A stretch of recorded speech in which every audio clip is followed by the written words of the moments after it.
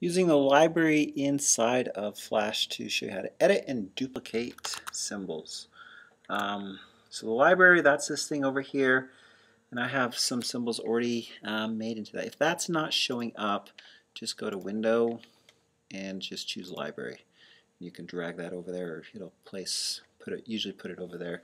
So the way the library works, every time you import an image, a symbol, or even a sound effect, it'll place it into this nice little gallery.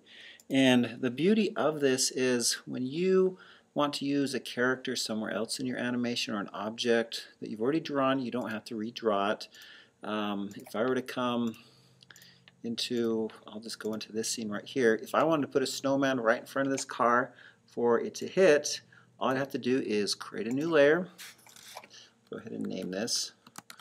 Let me name this layer 2.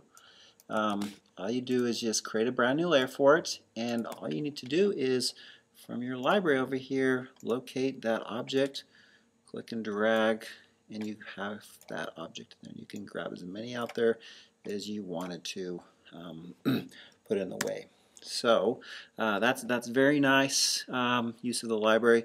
The other thing you can do, maybe you forgot to edit the symbol. Maybe I wanted to put a top hat on this character. You could do this two ways. You could actually just double click and go in there and play the symbol that way. The other way is just to double click directly in the library into the symbol so you have a nice view of that. So I could come in here and build that little top hat that I forgot to put in there. I'll just put a really quick one on there. Not a very good one. And maybe kind of play with that. Put that little top hat right on top of him, just like that. And when I'm done editing that, I just come back out here, click back out to my scene. So that symbol now has my little top hat on it. Now, one thing you do have to be careful about is that will affect my whole entire project. So wherever I now have that snowman, it will have that same feature inside there. So you have to be careful. If you only want the top hat on that certain scene, then you have to get a little bit more creative.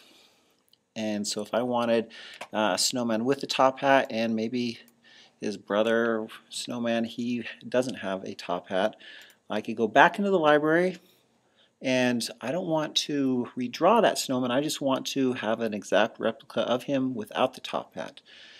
So I can't go in and delete it because it'll delete off everything else, but I can right mouse click on that symbol, on that snowman symbol, and it'll give me an option to duplicate.